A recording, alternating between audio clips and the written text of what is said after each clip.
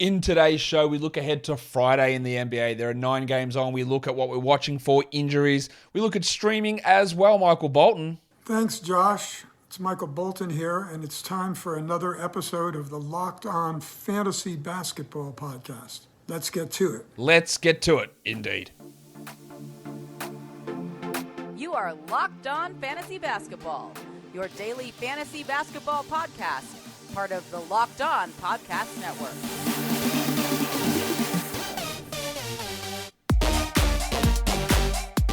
Hello and welcome to the Locked On Fantasy Basketball Podcast, brought to you by Basketball Monster. My name is Josh Lloyd and I am the lead fantasy analyst at basketballmonster.com, and you can find me on Twitter as always at redrock_bball, on TikTok at redrock_bball, and on Instagram at Locked On Fantasy Basketball. Today's episode is brought to you by BetOnline. BetOnline has you covered this season with more props, odds, and lines than ever before. BetOnline is where the game starts. All right. Did I say it? Yeah, I might as well say it now. Thank you for making Locked On Fantasy Basketball your first listen every day. We are free and available on all platforms. I don't know what happened then. My brain just went blank, but it's not blank because it's full of lots of information about the games for Friday. So we're going to talk about them now. Warnie. Let's get it on, Gilly. All right.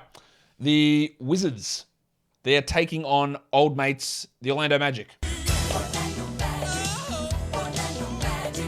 And I'm going to be honest with you, I got no idea. I don't know. There's no spread available for this game yet.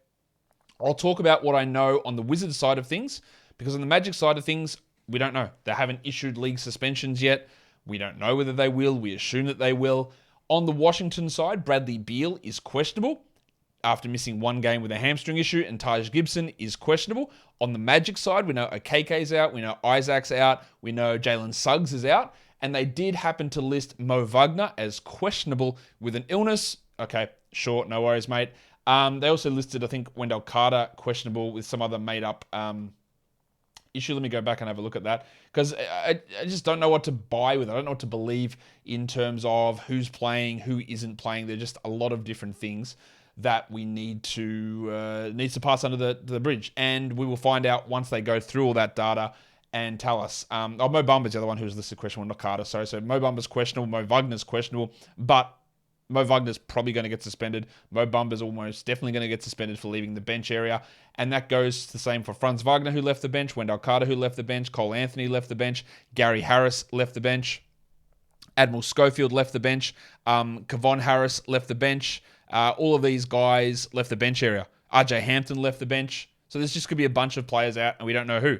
And if all of them are out one game, well, they don't have enough players to field a team, so they'd have to stagger those players. So we just don't know. But there's going to be big streaming opportunities on the Magic team. One guy I'll tell you will not get suspended, and that's Bol Bol. He won't get suspended. He was on the court when the incident happened, and he didn't even go and help his teammates or remonstrate at all. He just stood in the middle of the court. So he won't be suspended. Confident with that one. On the Wizards, I want to watch Dan Gafford, because he started the last couple of games. He played 24 minutes last game. That's enough. Dan Gafford, 24 minutes is enough. I would add him. I did add him. I think he's at least worth having. And I don't think it's a Beal thing. He doesn't need usage. He needs playing time. And they're going big. And it's not Beal related.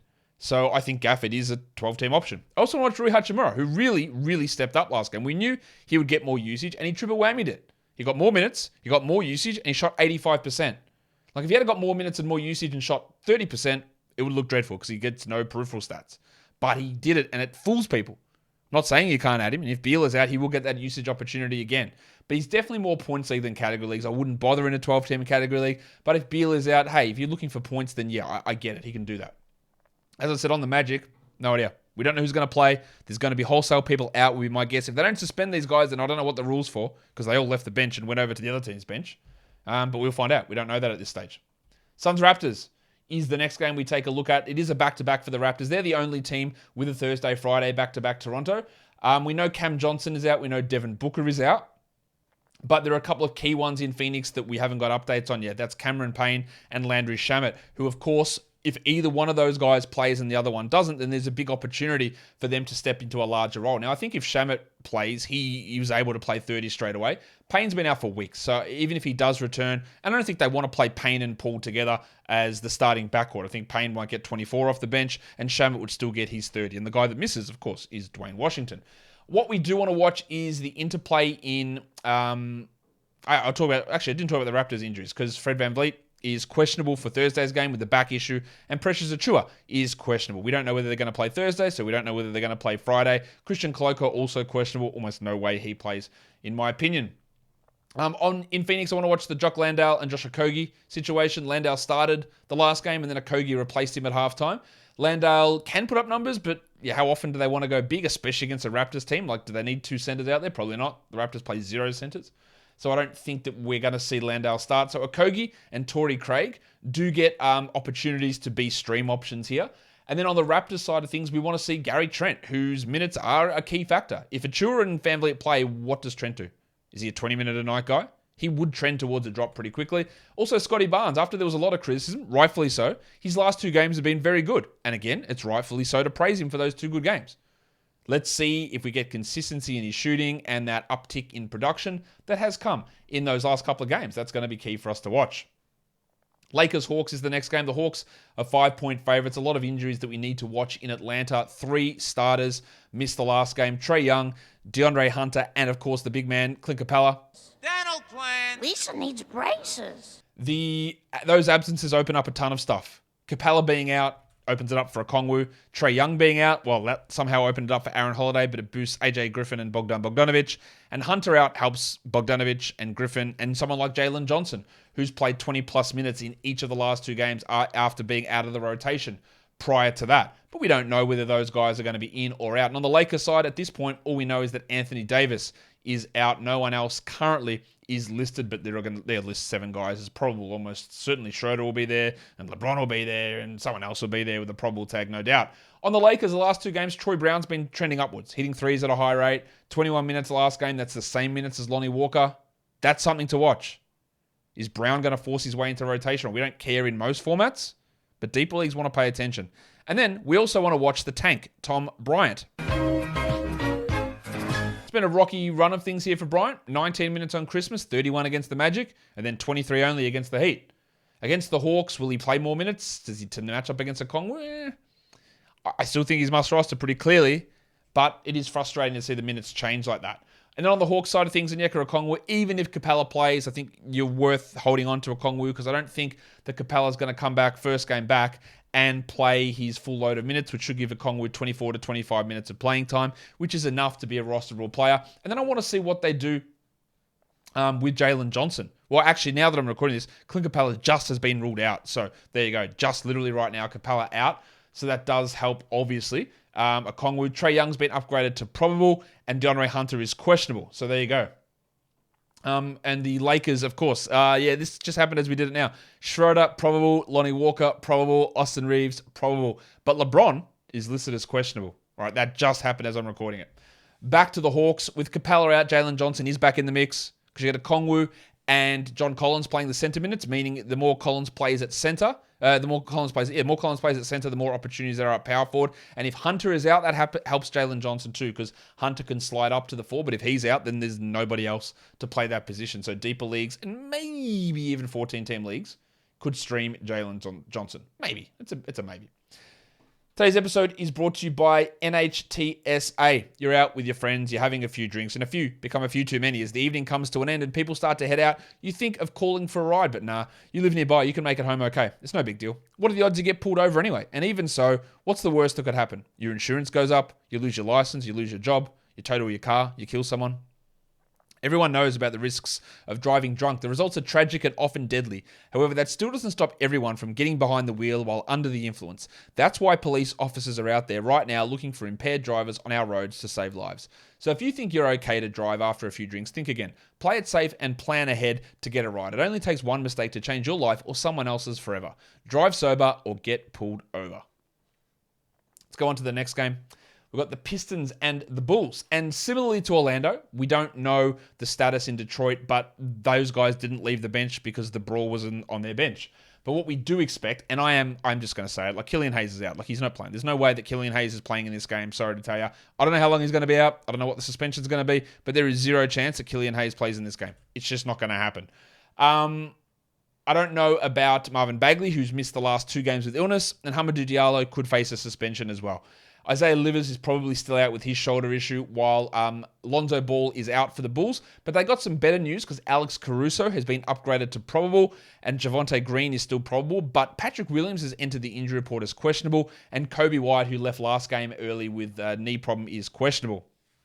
So with Williams maybe out, then you're going to get a bigger, and Derek Jones questionable, you're going to have to get more minutes from Javonte Green. They're going to have to play smaller lot with DeRozan at the 4, and that would give opportunities for guys like Dosunmu and Dragic, even with Caruso available, because they'll have to play dual point guard lineups quite a bit. So there is a little bit here with White and Williams and Jones all questionable. On the Pistons side of things, we saw Saddiq Bey really step up last game. He did get hot shooting, but he closed the game over Isaiah Stewart, and that's got nothing to do with Killian Hayes or Hamidou Diallo's ejection. Nothing. He just played over Stewart. So we want to watch that. Like, is he going to have an opportunity to split minutes with Stewart? Was it a one-game thing? We've seen him play 19 minutes. We've seen him play 27. He played like 34 last game. Like, what do we do with Saddiq Bey?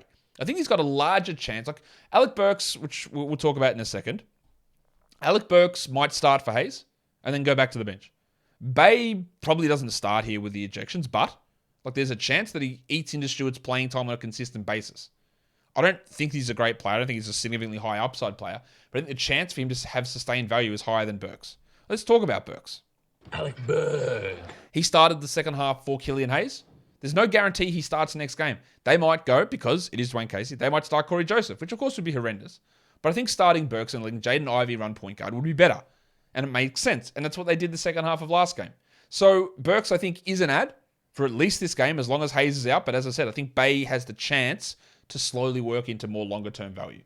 For the Bulls, as I said, we want to watch Pat Williams. He played 41 minutes last game. He didn't do a huge amount, but now he's questionable, so his status is key. And then also Dosunmu, who's playing some big minutes, 34 last game. He's not playing them massively well. Like last game, he had the game-winning dunk, the dunk that sent the game to overtime, and he had 4 points in the rest of the game, in an overtime game.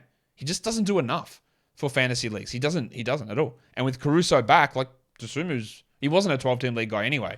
But that value is going to drop off. Now, maybe he can maintain value if Kobe White is out. But, we don't know that yet. Let's go to the next game. Wolves-Bucks. Milwaukee are 8-point favorites over Minnesota. We know Towns is out, Prince is out, McLaughlin's out. We don't have an update yet on Christopher Middleton. It's James Christian Middleton. Or on Drew Holiday. And Kyle Anderson's missed the last few with that back issue. Of course, on the Wolves side of thing, with Anderson out, Naz Reid has been flying. 25, 29, 25 minutes the last 3 games off the bench. Does that change when Anderson returns? Anderson will, if they're not starting Reid now, they're not going to start Reid when Anderson returns. So Anderson will start over Austin Rivers. But what does that leave Reid? Like, where does his minutes go? Because you'll have McDaniels, Anderson, Gobert all there. So does Reid play 20? Is he only playing behind Gobert? Do they go double big again? That's something we need to watch. Now, Reid is a 12-team league guy. And I think he can maintain 20 minutes at least, but he might not.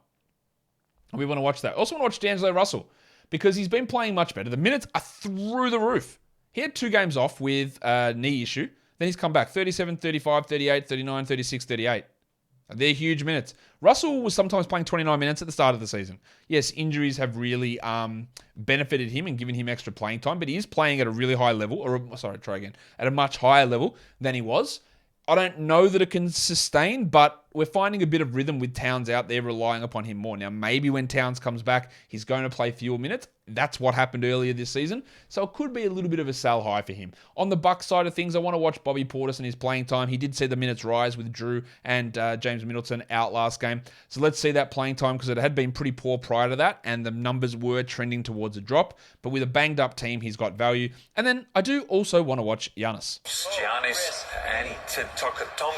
Because he's been struggling. Like yesterday, yes, he had 40 points and people like posting top performance go, Where's Giannis? Well, he was the 40th best player for category leagues yesterday because he was so disgustingly destructive in field goal percentage and disgustingly destructive in free throw percentage. And then he didn't bring threes or steals or blocks. Like, it's great to have big scoring, but that is what makes you Jordan Clarkson. That's what makes you Nick Young back in the day. Like, you can score a lot, but you can do something else. And he is actively hurting in free throw percentage, but at the moment, field goal percentage too. Like, get your shit figured out, my guy. We need those big field goal percentages to come back. Next game, 76ers and Pelicans. The Pelicans are 2-point favorites. Ingram looks like he'll be out again. They ask him when are you going to be back, and he said, "Oh, yeah, it's getting there. We'll be there soon." So he's not playing this game. I don't think he's playing on Saturday either. But Tyrese Maxey is. Tangles will return against the Pelicans. On the Pelican side, Herb Jones and Larry Nance are both questionable. Of course, if those guys are out, then you really get an opportunity to fire up Jackson Hayes. You get that extra value for Trey Murphy and for Najee Marshall as well. On the Philadelphia side, I want to watch George Niang and also want to watch D'Anthony Melton's minutes. We're not dropping Melton yet. We want to see what develops here with Maxey back. Does Maxey start straight away? Does Melton start and Maxey comes off the bench to ramp up minutes? Does PJ Tucker lose minutes? Does Niang lose minutes, who's been a great three-point streamer? These are all very key questions to watch for the Sixers. And for the Pelicans, Trey Murphy remains a 12-team league guy. He's actually top 100 on the season. Yes, that will change, I'm guessing, when Ingram comes back, but he does need to be rostered now, and then we make that decision later on. And then I want to watch Jackson Hayes. Like, can he fit in the rotation if both Jones and Nance play? I don't think so, but he's been better. Last game wasn't too good, 3-3. But the minutes have been there, and we want to see if he can fit in. And if Jones and Nance are out, like, is there value in streaming in Jackson in those deeper formats? Today's episode is also brought to you by Rocket Money. Say goodbye to last year's outdated, disorganized methods of managing your money and say hello to Rocket Money, the better way to hack your finances in 2023. Rocket Money. Rocket, we can't think. Sorry, mate. Come on. It's formerly known as Truebill. It's a personal finance app that finds and cancels your unwanted subscriptions, monitors your spending, and helps you lower your bills all in one place. Rocket Money will quickly and easily identify the subscriptions for you so you can stop paying for the ones that you don't want. Rocket Money makes canceling subscriptions as easy as a click of a button. Simply find the subscription that you don't want and press cancel, and Rocket Money will cancel it for you. No more long hold times with customer service or tedious emailing back or forth. Stop throwing your money away, cancel unwanted subscriptions, and manage your expenses the easy way by going to rocketmoney.com/lockedonnba. That's rocketmoney.com/lockedonnba. rocketmoney.com/lockedonnba. NBA. Heat Nuggets. Denver are 5-point favorites in this game. We know that Dedmon is out. We know that Omer Yurtseven is out. But on the Denver side, Jamal Murray, the headmaster, will return. He rested last game. But we don't know about Aaron Gordon, who's missed 2 straight, or Bruce Brown, who sprained his ankle Tuesday and then missed Wednesday. Those guys, their status is unknown. Jeff Green is out as well. He's going to be out for 3-4 more weeks with that finger sprain / fracture. On the Miami side of things, it was a bit of a down game, last one from Hero. The shot just didn't fall. I want to continue to watch what his playing time looks like. Not his playing. He's playing time. He's been playing like 38 minutes a night. And earlier he was at 33, 34. So with a team that actually looks healthy for once, where does Hero sit in the usage pecking order? And where the minutes go. Because Kyle Lowry has been upgraded to probable after missing last games for personal reasons. So that sounds really, really promising. So we're happy for that. Also, Victor Oladipo, with a healthy team, what does he do? He, at this point, is really just a steals and defensive stats streamer. He had 3 steals, 2 blocks last game, but nothing else. And he's shooting really poorly still. 25-minute night, Victor Oladipo is not a must-roster player. It's a streamer for steals, but let's see where he goes. Because it's not like Max Strus is playing particularly well. It's not like he's getting huge shooting numbers. So where Oladipo fits with Vincent, with Strus on that bench unit, and then with all those starters, we're going to see a fully healthy team probably for the first time this season, not including Dedmon in that, obviously. On the Denver side, Maga Porter Jr., back-to-back really good games. And the important thing is it was back-to-back. That was really important. I think he's a sell high. If someone wants to give you a top 60 player, I would do it.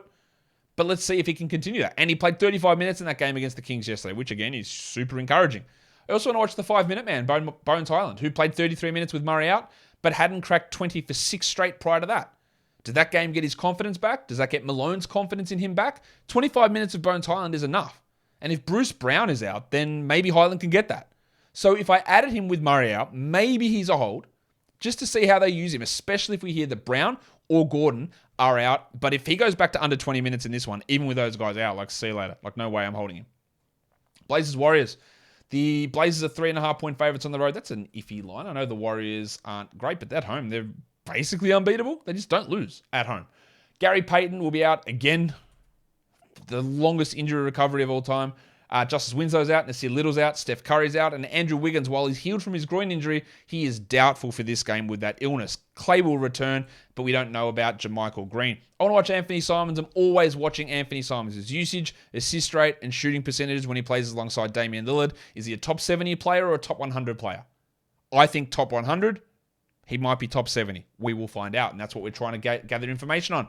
I also want to watch Josh the Hitman Hart, who's been really solid. He's probably still not rostered in enough leagues, but watching him, who recently the usage has been a little bit better, watching what he's able to do and how he fits and where he sort of fits pecking order-wise. For the Warriors, with Wiggins likely out again, then DiVincenzo's going to remain a solid stream option. He's still available in lots of leagues. Like, add him, and then we'll see what happens later on. And then also want to watch Milk, Ty Jerome. Yes, he was great last game, but he played 20 minutes plus in 4 straight games prior to that game. Now, do I have confidence in Milk? Not really, but the minutes were there. And for deeper leagues, 20 plus minutes a night from a point guard who can get some assists, who popped off in that game against the Jazz, it's a little bit interesting. It's something we have to pay some attention to. And I hate to say it because it's Milk, but we do have to pay attention. The Jazz and the Kings. The Kings are 3-point favorites in this one. At the moment, not one player from either team is listed on the injury report. And that's literally amazing. I've never seen that. For the Jazz, I want to watch Walker Kessler. He only played 20 minutes last game, but it was still 20, and he blocked 3 shots. And that's enough. Still hold him. And then I want to watch Colin Sexton, who played like 18 minutes. And that's not enough. It's not enough at all. So Sexton is not a 12-team league guy. He's got an empty fantasy game in general. And if he's not playing 30 minutes or getting 30 usage, then what's the point of him? The point is it's not there. So let's see if anything changes, but I really doubt that. For the Kings, Keegan Murray has really struggled. I don't believe he's a must-roster player. He'll have big games that make you go, ooh, and then he stinks and they limit his minutes. Not worth it. I also want to watch Trey Lyles, who's played 20 minutes in 3 consecutive games. One of those was without Sabonis, and another one was a weird one where Herter and Barnes and Murray all played under 25 minutes. But it's at least something to watch. I don't know why they're doing it. Interestingly, they've taken Terrence Davis out of the rotation, which is a curious decision. And by curious, I mean, like, bad. Like, I don't know why they would take Terrence Davis out of the rotation, but they have. But who am I to criticize? They just knocked off the Nuggets. Yes, they lost the 2 games prior to that, and they're 2-3 over their last 5 games. But it is something they've done.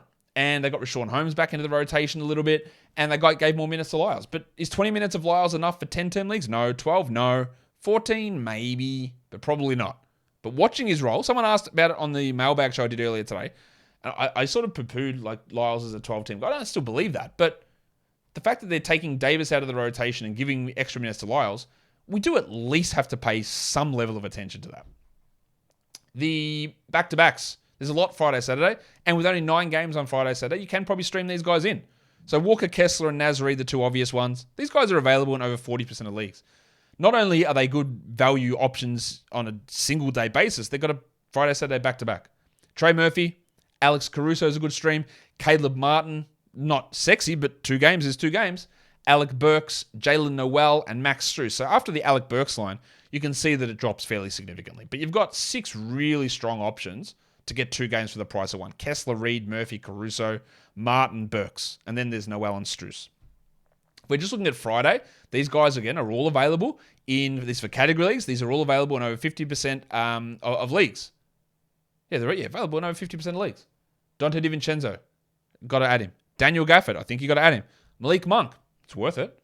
Kentavious Caldwell-Pope, yeah, maybe. Alex Caruso for his steals, definitely. Alec Burks for some scoring punch. Naz Reid, yes. And Torrey Craig, yeah, with potential absences, yes. For deeper leagues, these guys are all available in 90% of leagues. Najee Marshall, with the potential Jones is out and the definite situation that Ingram's out. Grayson Allen, he's available like everywhere. Drew Eubanks, Patrick Beverley, I'd even consider him a 12-team league guy. Terrence Davis, yeah, I had that in there, then I realized he's not in the rotation, so scrap that. Jalen Noel, Pat Connaughton, and Anthony Lamb in Golden State. Throw Ty Jerome on that list as well. For points leagues, streaming, these guys are all available in 40% of leagues. Tom Bryant, Markel Fultz, shouldn't be, but they are. Go grab them. Dante DiVincenzo, Alec Burks, Malik Monk as a streamer, Dan Gafford, Naz Reid, and Walker Kessler. Every one of those players is rostered in under 60% of leagues. So that's a lot, right, of availability for guys who are clear. Every one of those guys, except for Burks, who is a clear one-day stream at least, and Monk maybe. They're all clear guys that I would have in 12-team league rosters. So have a look if they're available in your format. The next 4 days, Friday, Saturday, Sunday, Monday, we've got 3 low-volume days, which is Friday, Saturday, Sunday. Monday's an 11-game day. So over those 3 low-volume days, no one plays 3 games because we never have back-to-back-to-backs. But these guys all play 2 low-volume games across the next 3 days. Kessler, Monk, Gafford, Reed, Caldwell Pope, Monte Morris, Alex Caruso, and Trey Murphy. I've talked about nearly all of those guys already, but they've got 2 games over the next 3 days. Some of them back-to-backs, which we just touched on, but good value in those players. Over the next 4 days, so including an 11-game Monday, the first 4 names here I think are guys that we add and start regardless. Tom Bryant, DiVincenzo, Walker Kessler, and Emmanuel Quickly with RJ Barrett out. So they've only got 2 games over the next 4 nights, but they should be on rosters for the time being. The next 4 players play 3 games over the next 4 nights, so trying to maximize games for ads, these are worth looking at. Naz Reid, 3 games over the next 4 nights. I don't know what happens when Kyle Anderson returns, but you got to roster him.